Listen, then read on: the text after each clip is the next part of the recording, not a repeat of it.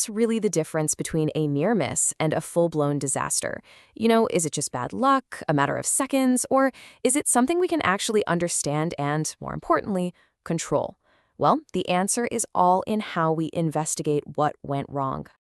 So here's our game plan. First, we're going to define some key terms so we're all on the same page. Then, we'll dive into the famous accident triangle, look at different ways to understand why things happen, and finally, we'll get a close-up look at 4 really powerful models for investigation. Okay, let's jump right into section 1. In process safety, getting the language right is absolutely everything. You can't really fix a problem if you can't describe it accurately. So let's get our basic terms straight. First up, we have the big one, an incident.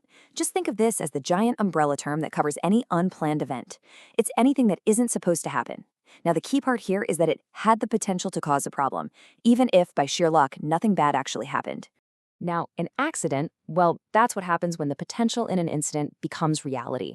This is when that unplanned event actually leads to a negative outcome. People getting hurt, equipment getting damaged, you name it. Put simply, if an incident causes a loss, we call it an accident. And that brings us to the near miss, what a lot of us call a close call. This is an incident that was this close to being an accident, but for whatever reason, maybe pure luck, maybe a safety system kicked in just in time, no loss occurred. These things are pure gold. They're basically warning shots, giving us a free lesson on how to prevent a real disaster down the road. Okay, so now let's look at how all these events actually connect with each other. This brings us to the accident triangle, a concept that completely changed the game for how we think about safety and risk. This quote right here, it perfectly sums up the big idea.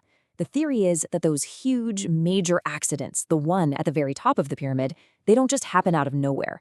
They're built on a massive foundation of smaller incidents and near misses, the many. So if you want to stop that one big catastrophe, you've got to focus on all the little things at the bottom. And this isn't just a nice idea. It's backed by some serious data. Look at this. It's from a landmark study in 1969 by Frank E. Bird. He analyzed over 1.7 million incidents and found this incredible ratio. For every one serious injury, there were 10 minor ones, 30 property damage accidents, and a whopping 600 incidents with no visible damage at all. And that wasn't just a one-off thing. Decades later, in 1993, the UK's health and safety executive did their own study. And, what do you know? They found a very similar pyramid shape. This pretty much confirmed that this relationship between minor and major events is a solid, consistent principle. And if you want to see the scale, check out this BP study from 2002.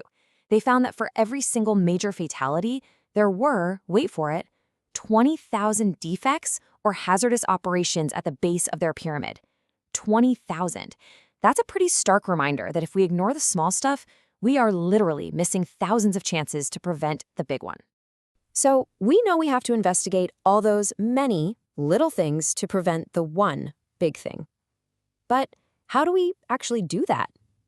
That brings us to our next section, causation models. You can think of these as the investigator's toolkit for digging past these surface-level symptoms to find the real root cause.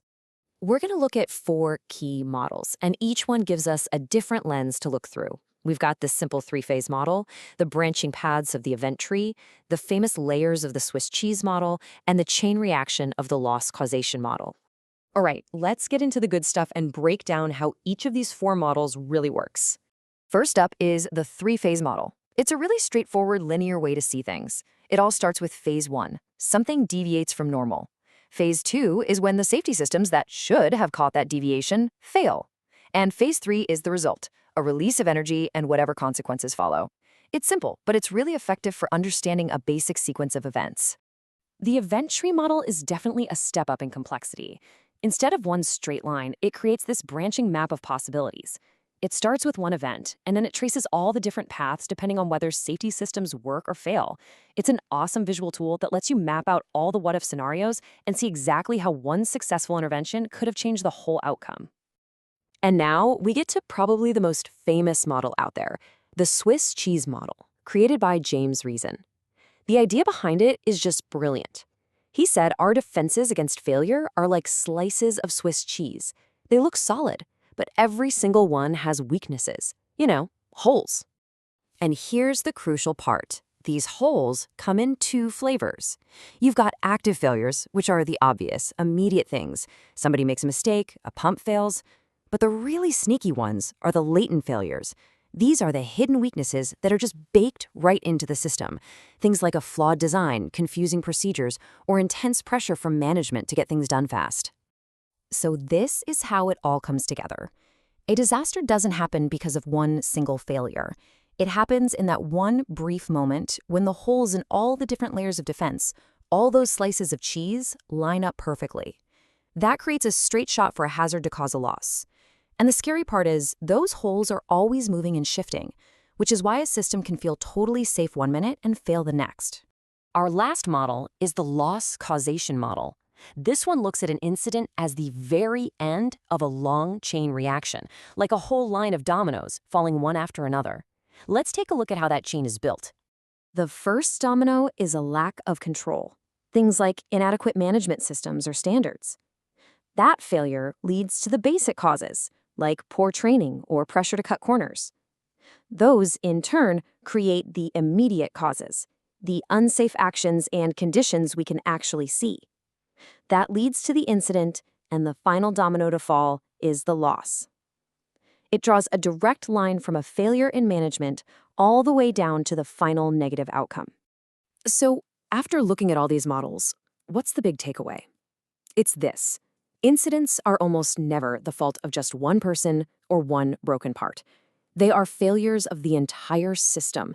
And if we really want to prevent them, we have to stop blaming people and start finding and fixing those hidden, latent failures in our designs, our procedures, and our entire organizational culture. And that really brings us to our final thought here. The next time a near-miss report lands on your desk, what are you going to see? Are you going to see it as just another piece of paperwork to file away? Or will you see it for what it truly is?